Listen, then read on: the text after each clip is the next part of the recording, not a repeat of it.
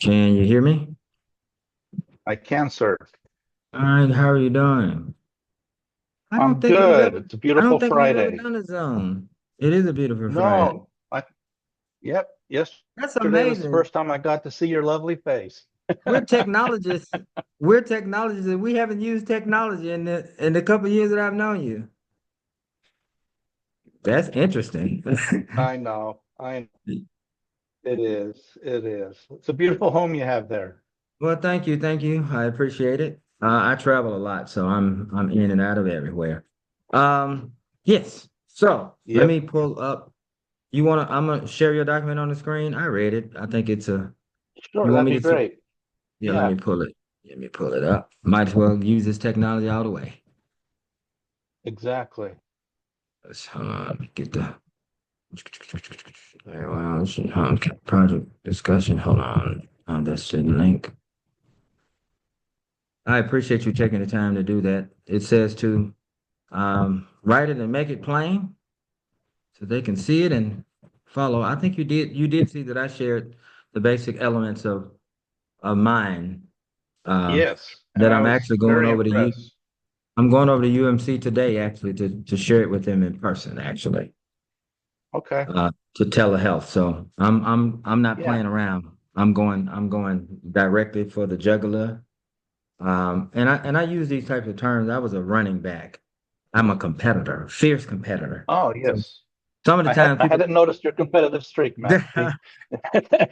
sometimes people think that I'm actually upset about it, but I'm not. I'm actually happy. I just like to compete and win and go to war Yes. and all these things. And Mississippi is the perfect place for all of that. So, all right. So this project is about a Holmes County, Neshoba County patient study. It's a community-based laboratory wherein the eight dimensions of wellness will be deployed to have a proverbial laboratory to focus in a multitude of high impact partners like the Federal Reserve Bank, these scale of initiatives to solve these critical societal problems because I am sick and tired of hearing people whining about what's wrong in Hmm. the world as if it can't be fixed. Of course, it can be fixed, and it's time to fix it. Right. So, yes.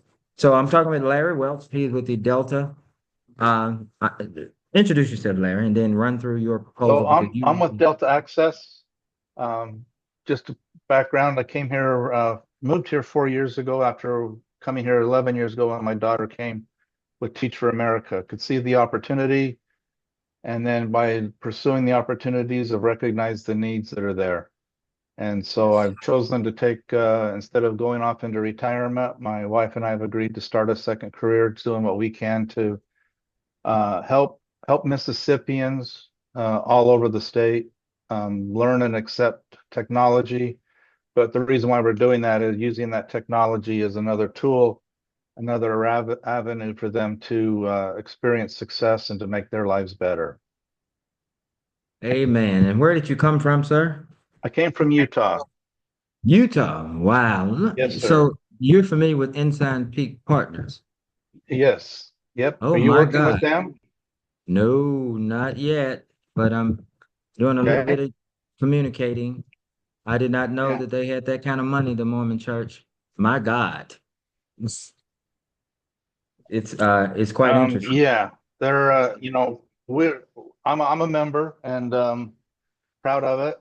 And Hmm. through their teachings, as I listened to you talking of your teachings of Christ and stuff, that's what's motivated us, is it's time for us to give back. Yes. And I just wanted to say I liked your comments there where you're tired of people coming in and then when the money's gone, they leave. Um, my role, as I've always tried to do this, is to set up local expertise so that as I retire, because I'm 63, I'm not going to be here forever, so I don't have any intentions of trying to do this for myself, but to teach others how to do it themselves so that the community becomes better. I like And that. I And think I'm you so can, my expertise, I've been teaching. I taught for 31 years as a way to give back. It was never about the money or the prestige of being a teacher. It was how do I give back to the community and make life better for others? I tell people when I work with teachers because I got the Walton Foundation to fund a National Board of Professional Teaching Standards. And when I'm talking to teachers, Mhm. I illustrate to them, and I told the national board that they need to adopt this and do a better job of marketing and advertising so people even know who they are. This is not a critique, but this is imperative. Yeah, And yeah, I said teachers or the teaching profession is the only profession on earth from which all other professions come. right. Lawyers don't make doctors, engineers don't make other scientists, teachers make everybody. And so I Yep. find it really a little disrespectful that teachers are not held in the correct regard when they populate the professions for the whole world. Yeah, It's insane to me. And how can engineers and individual industries make so much more than teachers when they come from teachers? yeah. So I like to rant and rave, but I actually do get work done in my rant and raving. So I'll Yes. digress. But all of us have a favorite teacher. And Hmm. so that profession really needs to be elevated because in essence, even what we're doing now, and especially what we're doing now, is teaching. You know what Yes. I'm saying? That's Yes, it is. whether it's technology, whether it's health, Yeah. it doesn't matter. It is education. We are all caregivers to one another. We are all Hmm. instructors to one another.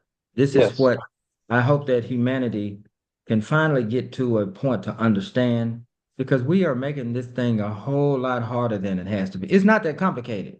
You're born, you live, you suck up oxygen and drink water and use sunlight, and then you die. Yes. What is all of this, all of these complexities where people are homeless walking the street and we can't stop it? Of course we can Hmm. stop it. That's Right. nonsense.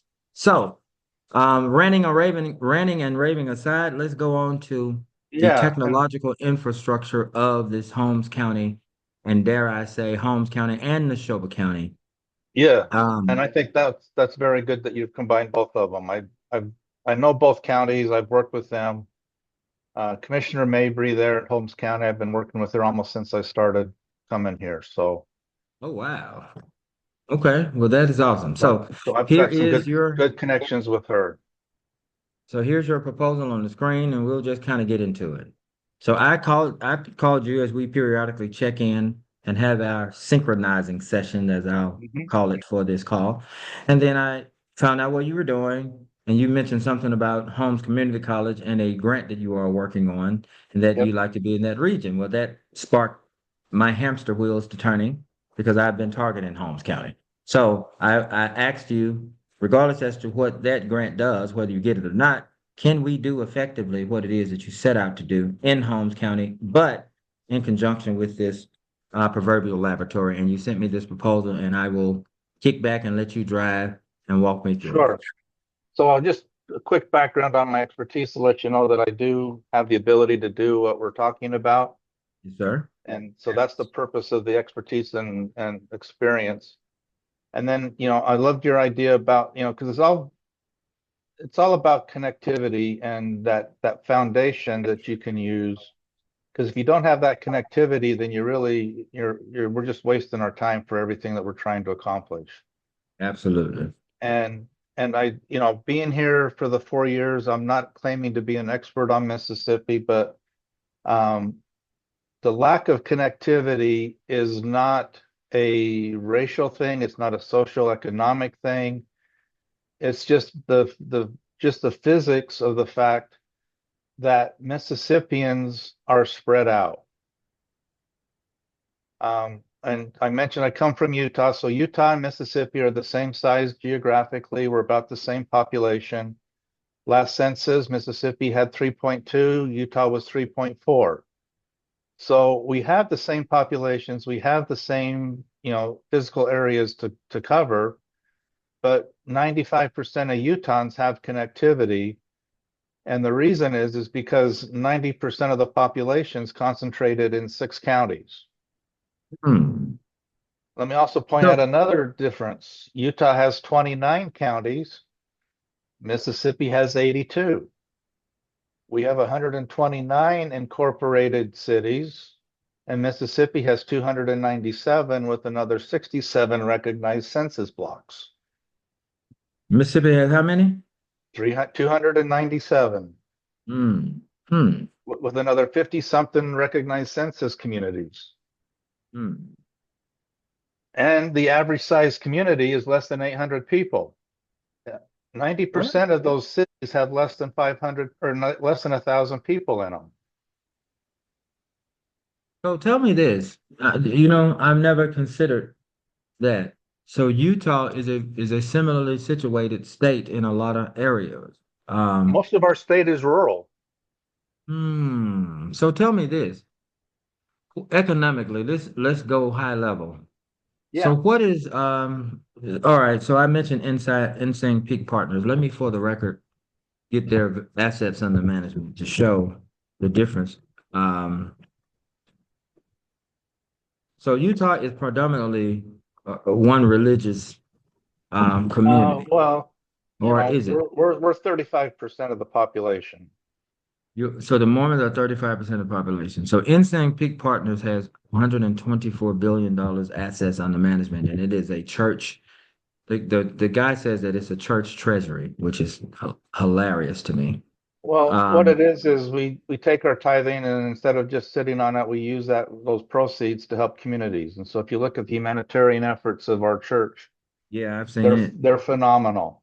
They're So you they're all have big, unmatched for I religious forgot what you entity. call them. You all have big distribution centers of food banks Yeah, around the nation. And yeah, here is what's interesting, because I didn't even know that you were, are you Mormon? I know you're from Utah. yeah. And we prefer not to be called Mormon. That was a derogatory term developed by the Was it? newspapers back in the 80s, 1800s, to say that we're What? not Christian. Ah, So so what it's akin to the N word for you folks. So are you really? yeah, Is that we true? Okay. yeah. So what we prefer to be called is, Latter-day Saints. Our official church Okay. name is the Church of Jesus Christ of Latter-day Saints, and that's a long name. And so, LDS, our initials, those types of, is what we Okay. prefer to be called. But we are very much focused on getting the world ready for Christ in His second coming Yes. and recognizing the needs of the world. I don't know if you know it or not, but our church and the NAACP have formed a tremendous partnership over the last 4 years. Well, I do know that they tried to form one with the Kojic Church, which is started in Lexington with the bishop out of Michigan, and he Mhm. reneged on the partnership to distribute food across America because of potato differences in doctrine, which is total nonsense to me. Yeah, yeah, Uh, and that's our prophet, President Nelson. His comment is we prefer to build bridges of cooperation instead of walls of separation. Bridges of cooperation instead of all of this stuff is on point. This is not about technology. No, You no, know what I'm but this saying? is all about what we're trying to do here. Absolutely. So I'm saying for anybody who sees this, because we may share it with the Yeah, people in this project, that we're yeah. not off course in our conversation. This No, the we're in this is sync. we're in This is sync. what I came to Mississippi to do, was to help get people comfortable with and familiar with using technology. And not to Wow. get distracted off of that, but if you don't know what you don't know. This is true. This is true. But willful And ignorance is another thing that Mississippi prides itself on, and that is what I'm here to break them we, of we we're because we're yet Mississippi's very much of this is the way we've always done it, and we'll yeah, keep doing it this way. yeah, but that is willful ignorance, and I'm opposed to it. This is why I'm doing what I'm doing. So you build Well, bridges of cooperation instead of walls of separation. separation. Okay, that I like that. So you'll The, have a, the, a, a partnership with the NAACP. yeah, our church does, and one of the things they've been focused on is education. Okay, Um, what was it, 2 years ago, we did $6 million in helping establish education funds. okay, Also a partnership with the United Negro College Fund, where with okay. our donations for the first time ever, United Negro College Fund is now doing technical training instead of just college education Yeah. and funding that. So, our partnership with them was instrumental in them seeing the light and saying, hey, it's not just college. We need all the trades. We need, there's other ways for people to sort of thrive and succeed. Well, just know that so tell me, so the LDS makes up 35% of the population. What uh, comparatively speaking, Mississippi has a very high poverty rate, one Yep, of the highest in the nation's lowest yep, median income. How yep. does Utah as a state rank as it relates to overall global economic standing? We're recognized as one of the technological hubs of the world. Exactly. I see. Most of the So MLM you're familiar with companies, Ensign Peak, or you're familiar with Silicon Slopes. silicons, no. Spell it. So you've got, Silo. Silicon Valley, right? With there's all the Mhm, tech people in San Jose. mhm. Well, we're Silicon Slopes where they can come and live in Utah at a fraction of the living price. Our technology foundation goes back to the old days of WordPerfect Okay. and Novell. Wow. Those were all started in Utah County. Was Word Perfect started there in Novell? Yeah, and Wow. Novell, they were their neighbors, the founders. And so that wealth has continued to stay there. And now we have some of the best technology companies in the world are headquartered there. And the beauty of technology is it has zero environmental impact. Typically, except these data centers. Hold on one second. I Yeah, burned my pad out. Let me get a new one real quick. no, go ahead.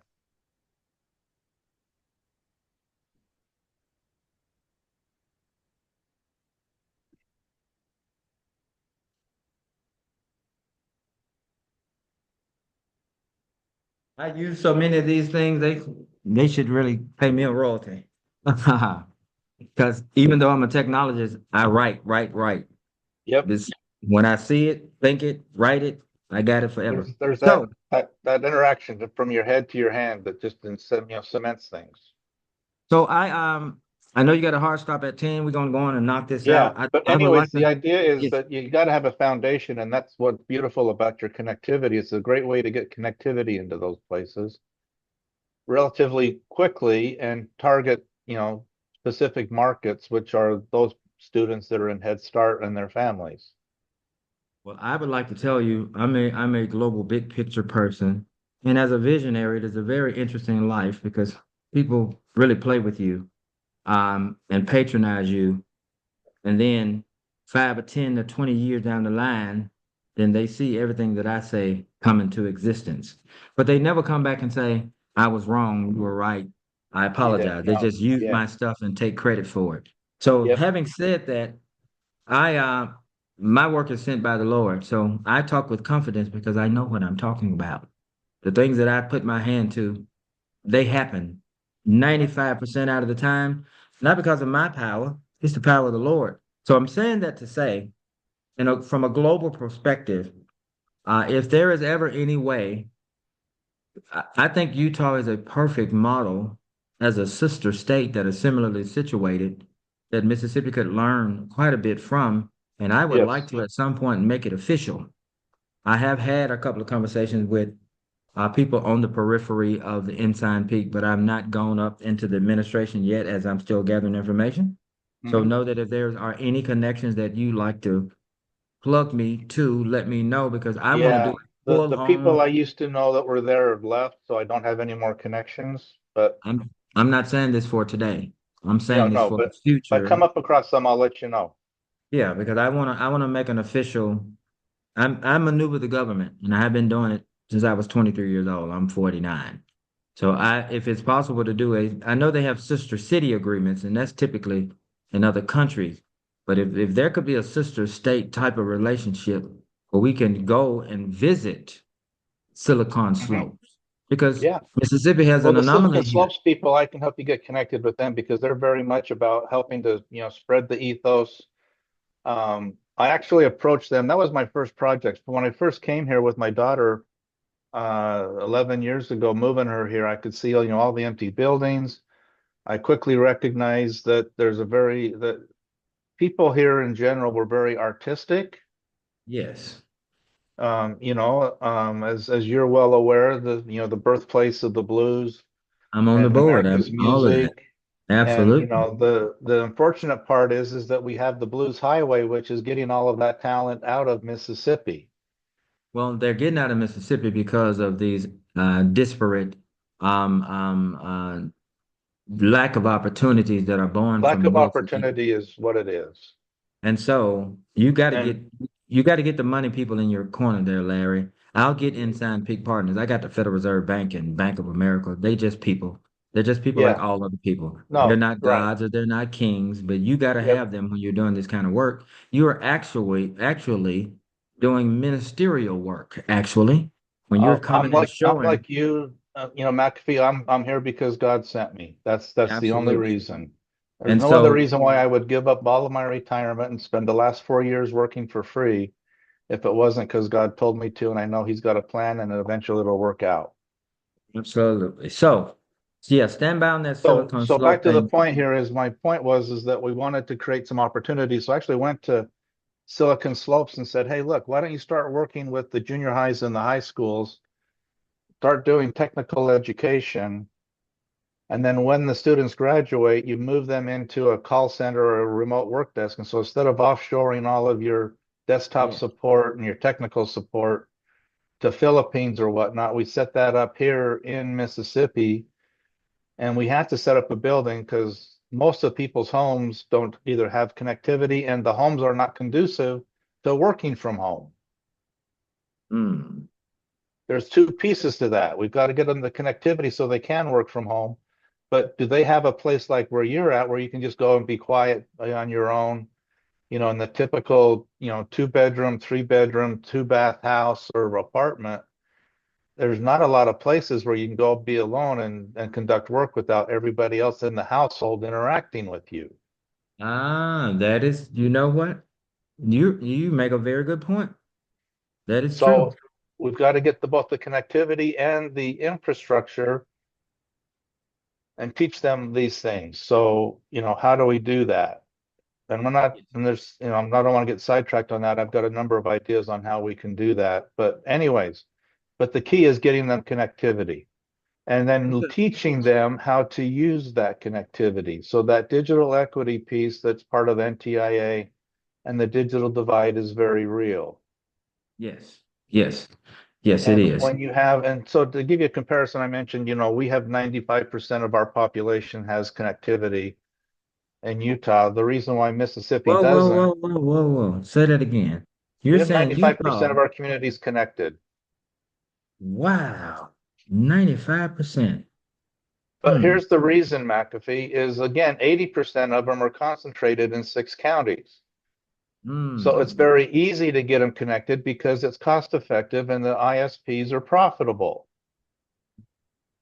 And that profitability is increased in my community, even though I'm in that metro area, heavily populated. When I moved there back in 2000 or 20, yeah, in 2000, I had fixed wireless as my only internet option. None of the big carriers, and I worked for a healthcare organization working with the carriers. I'm like, hey, there's this 500 house subdivision. Get your stuff in there so that I can have internet and so my neighbors. But they just, everybody dragged their feet. There was other low hanging fruit that was more attractive to them. And after 22 years, we still had just fixed wireless as our only option. And then all of a sudden, overnight, 2 fiber carriers came into our community and laid fiber. So now all of a sudden, I've got 2 fiber strands in my front yard, and I've got a gig of internet from both of them and paying less than $100 a month because of that competition. What? Now, Hmm. but the difference is the houses are 90 feet apart. Hmm. Now, here, let's look at Mississippi now. So I mentioned you have 297 cities. That would be a place where people congregate. However, only one city in Mississippi exceeds the 50,000 population level to not qualify as a rural community. Only one? Only one, Wow. and that's Hmm. Jackson. Hmm. Everybody else is under 50,000. The average size city, as I mentioned, is like 1,000 people. And I'm not being derogatory. I think you'll understand what I mean when I'm saying that these elected officials, it's more of a popularity contest than a capability contest. And when you only have a population of 1,000 people, maybe 300 adults, you really don't have a great pool to draw from, Yeah, that's true. right? So This is I'm true. not being derogatory, it's just the facts. No, no, no. Yeah. And I try to tell people when they say don't judge, well, quantifying the facts is not judging or No, presenting no. them. Yeah, no, I get it. And then So the this other is, piece of this is 65% of Mississippians live outside of town. hmm, So yeah, Mississippi's done a great job of populating the entire state. yes, yeah, And absolutely. And talking to my bishop, he's when I explained that to him, my pastor, he said, "Well, no wonder we're friendly people. We finally get a chance to talk to somebody, so we take advantage of it." well, that makes sense. That makes sense. Wow. Well, Anyways, first of all, let me anyways, say thank you for so coming to. connectivity's it. And then teaching people how to be connected. And if you don't know what it's like to be connected, you can't understand it. Yeah, this is true. This is true. Um, Thank you for coming to Mississippi, first of all. I am the official president of Mississippi. I am higher than the governor. I have claimed that title. Mississippi is so Mississippi that it needs a president. It needs its own thing. It is a miscreant 50th state of all the other 50 states. It just won't do right. They still think the South will rise again and still reenact the Civil War, which is the most insane thing I've ever heard. So Yeah, Jesus needs to take the wheel, and I am his agent in this effect. And so we're yeah. going to start in Holmes So, County. anyways, yeah. So going back to getting some connectivity out to those people is great. Yes. And having it be the head start, obviously, you're at the right economic, social stratus where the need is the greatest. My daughter, when she taught school here for 10 years, she just first started out doing an art class. She was able to get her principal was able to get Teach for America to bring an art student an approval from the district. Uh, Weddington Elementary here in Greenville, Mississippi. According to Dateline, poorest school in the country. Anyways, daughter taught there for 11 years, and in art, she was working with the K through 5, and by third grade, she knew who was going to graduate high school or not. Wow. Wow. And if she knows, then everybody else knows. Yes. And so it's time to go on and get this done. So let's drill in onto this thing. So So to go ahead to yeah. refocus So us. again, Yes, getting that the Wi-Fi connectivity is, some connectivity is crucial. yes. And so we're going to extend the Head Start Wi-Fi using their head end. So Yep. they are already paying for these services. You know what I'm saying? Hmm. I want to create another, even if it's a small stream of revenue for them to supplement their federal funding. Right. They can light up the community in a so the impetus for me is simple. Their students, when they leave school, should have access to internet so that they can do their homework and those type of things at home. And it should Yes. not be at an exorbitant cost to their parents because they're low income. Right. So, but the the internet should be the same standard and quality and security level Yes. that Yeah. a federally subsidized Head Start education center should be, which means that you extend the parental controls and the blocking and the VP, all of that, which is Yep. not what they would typically get in just a Right. regular internet Yeah. spot. So this is actually an added value, even if they have internet at home. It's probably better to use the internet that they use at school because they can't pull up porn and these other type of things. And you know what I'm Right. saying? It's protected. Agreed. And I wanted to do this for all the public schools as a way to quickly get internet out. Is Exactly. extend the is for the public schools, extend the Wi-Fi out to reach where your students are located. That's Absolutely. not going to So, get the people out of town because they're in a different school district usually, but mhm, you can get to a big chunk of them. yes, yes. And so I And love this so statement here where it says people should not be penalized for choosing to live in a rural community. An activity provides exactly. the way for individuals and companies to participate and compete for the same conveniences and opportunities as urban dwellers. So this thing is in my opinion, a whole and holistic look at how do you take a simple patient study and extend very, very powerful disruptive technological methodologies to get it Hmm. into the community so that these people can have access to self-determination because this internet and this phone, you can look at a 2 or 3 year old. You put a phone in their hand, it's like food.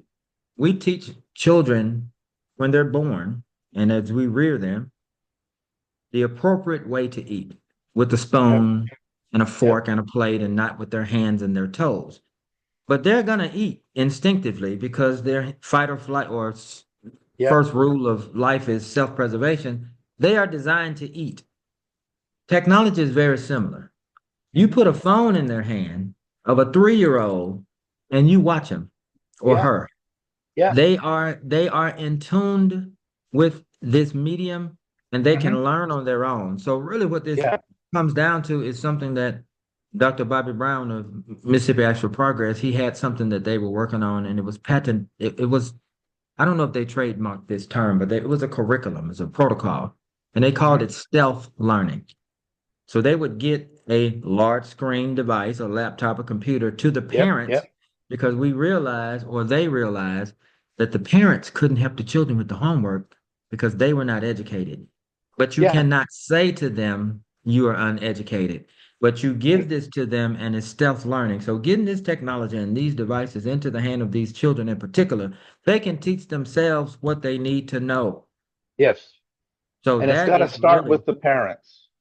it does have to start. It's helpful if it starts with the parents, but children learn how to sell drugs and chop it up and make it and make their money. They don't need the Sure. parents for But that. It, again, going back to my daughter's experience, poorest yeah. school, there were lots of parents who were committed, but when they're working three different jobs to put food on the table, their ability to be able to interact with their children is diminished.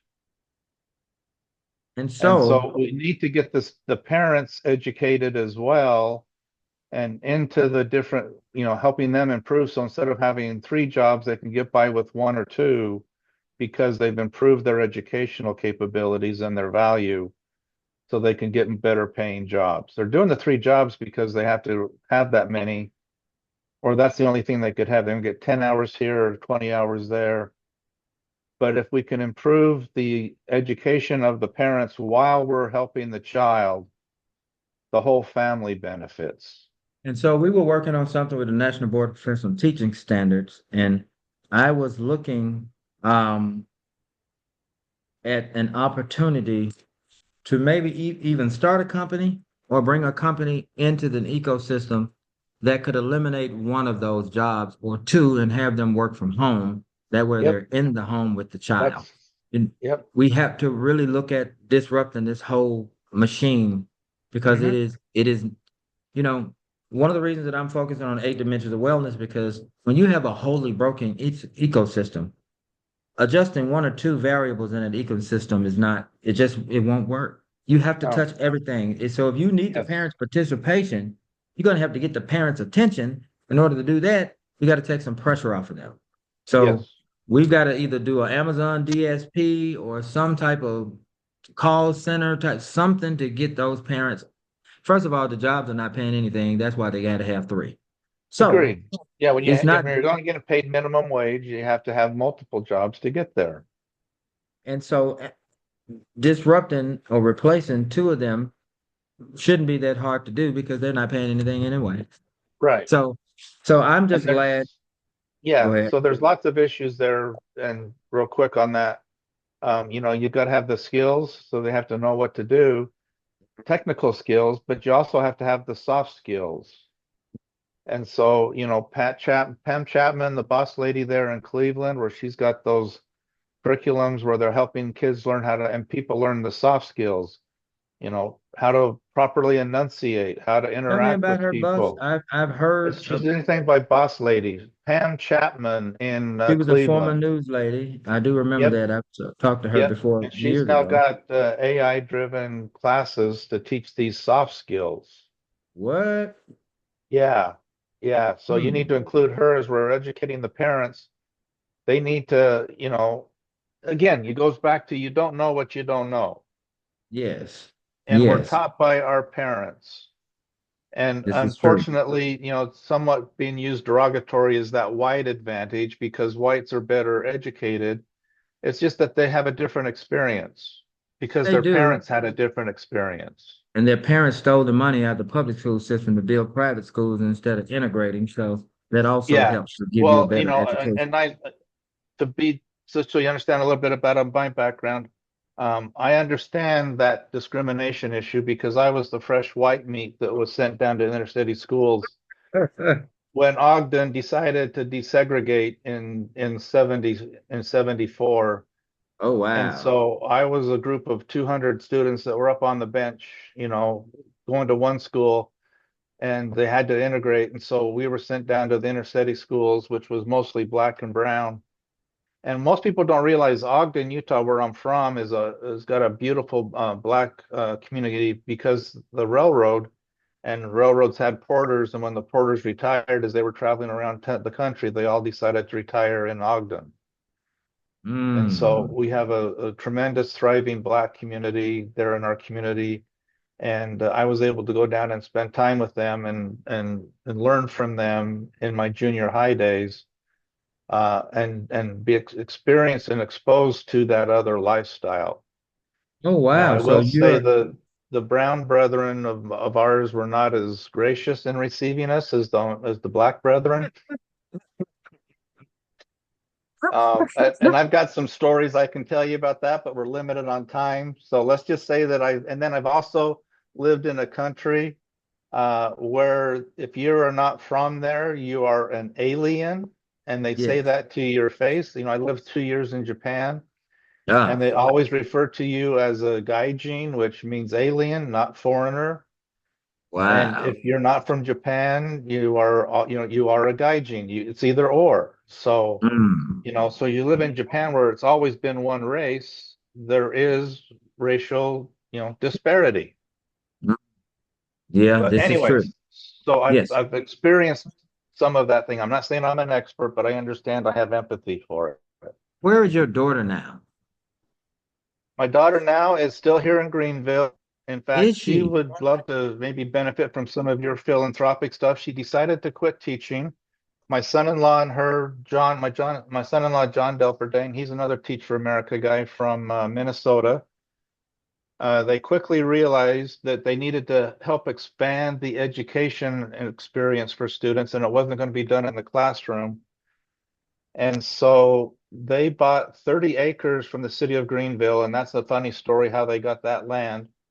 But they have 30 acres, and she's started the Mississippi Delta Nature Center, which is a nonprofit trying to teach, people about nature. And she wants to do things much like you were talking about overcoming the food banks. So she's Yeah. now got a grant with AmeriCorps and some other people to have a food growing classes for What is the teaching name of high her? school kids how to grow food. What's the name of it again? Her name is Amanda Delperdang, and it's Mississippi Delta Nature Center. Mississippi It's in the heart Delta of Greenville. Nature Center. Nature Okay. Center, MDNC. And Okay. she is, they're running off of grants and opportunities, but she could use all the help she can get for that. She and John have Hmm. become expert grant writers because of this experience. And so John actually works for the Delta Health Alliance as a grant writer for them. Just graduated from Delta or Delta State with a PhD in education and community development. Okay. So Hmm. they're very much committed to making life better here in Mississippi. And they recognize, because John's job when he first came to Teach for America was teaching kids college prep, and then quickly realized he was basically creating a path to get rid of people that were never going to come back. Exactly. And that's the last thing those kids need, is Right, people to disappear on them once they get excited and inspired, you know? right. Yeah, and that's Yes. the point of my partnership that I want to talk to Silicon Slopes. And when I talked with them, they were interested in it. They just didn't want to fund it. But the idea was that they create these technical training programs and then graduate the kids out of high school into a job that's paying 15, 20 bucks an hour that can now move up. And as I stated in there, that work is a time, not a place, but that requires connectivity and the environment to do that in. That is true. That is true. Well, so I think So we using technology, we can use that to elevate people and allow them to stay here. Now, exactly. another something that most people don't know in Mississippi that, an outsider recognizes, 4 years ago when I bought my house here in Leland in the middle of COVID, there were 300 properties for sale in Washington County. Today, there's less than 70 Wow. because Hmm. everybody's coming back to take care of mama and papa, and they can now work from anywhere. So they're bringing their salaries from when they went to Atlanta, Chicago, to the big city, and now they're living here and working from home and bringing those big city salaries. And so now there's a demand on housing, and there's still a churn because people get here, realize the connectivity is not there, then they have to go back. Hmm. Wow. But instead So, of trying to bring manufacturing jobs, let's bring these high tech jobs from all the people that left, bring them back home. so I see a boon as a catalyst. You know, it was the Olympics, the '96 Olympics, that allowed Atlanta to Mhm. take that and expound upon it. And Maynard Jackson was smart enough to use music, and now it is an entertainment mecca. But you look how long that was ago that Yeah, was. That was 30 years ago. So yeah. Mississippi has two data centers that are being built, or two data center companies that are putting a combined $20 billion in Mississippi. Right. And if Mississippi can't turn around after this, then they should just cut it out of the United States and drop it in the sea. Yeah. And I think that this is the time now to where all hands need to be on deck. In the world, I think it's time for a fifth great awakening Hmm. because this world has gotten out of control. But it is time for Mississippi to finally get what's ears. Mississippi is the birthplace of America's music, not just in entertainment. People like Ken Lewis, who accelerated Bank of America, Harpo, Graceland, Comcast, Yeah. FedEx. My God, why on earth is Mississippi still this poor? It's time to stop it. And the people who've Yeah. been in power need to get out of power because we are Hmm. not going to live like this anymore. These young people have had enough, and all they want to do is graduate high school and get the hell away from Mississippi. And I Right. cannot say that I blame them.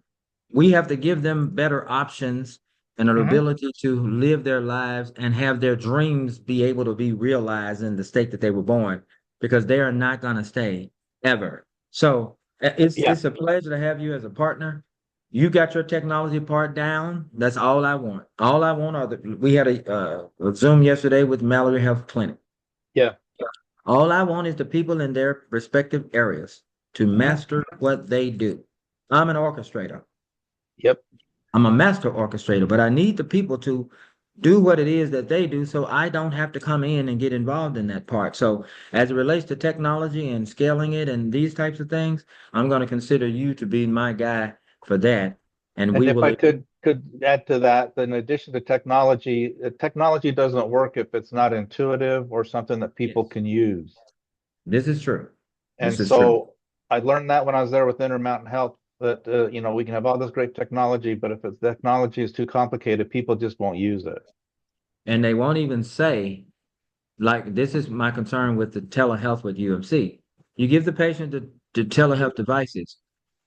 They're not going to call you and say, I don't know how to use it. These are adults. It's embarrassing to say, I can't use something that my 3-year-old is using, which is Yeah. technology.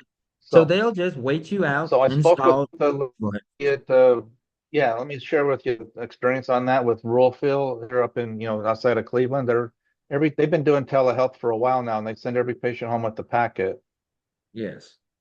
but they less than 80%, less more than 80% never even get turned on. What? Wow. Hmm. So yeah. So that's So that this is, part that I was talking about with you needing the community coaches that come in and help. And, everybody, so the doctor thinks the home health people are going to do it. Home health people are just as smart as the other people because, again, you don't know what you don't know. And you were trained how to do bedpans and other stuff for the home health. You weren't trained how to set up telehealth devices. and they've got a caseload and they've got to do their charting and they're like, And I need and another thing? Now I got to be a technology coach? no, It's not reasonable. no, no. So that's why, as the technologist, we also need to look at the whole ecosystem about how we can adopt that. And that's where I bring my skills. That's really my differentiator is there's lots of people that know what I know, but I have the ability to take and recognize that if we just have this available, there's got to be a way of using it. So how do we interact that? How do we adopt it? And that's the piece that's the differentiator that I bring, McAfee, is yes, we can do all this great technology stuff, but it's really how do we get the people to use it? No, look, you're my guy, Larry. We met, the Walton Foundation, a guy at the Walton Foundation sent Good us old to each Abe, other. how's he doing? I haven't talked with him in I haven't talked to Abe in in a few quite a months. while, but he's one of my favorite Yeah. humans. I Yes. am astonished that they have not funded you, to my knowledge, yet.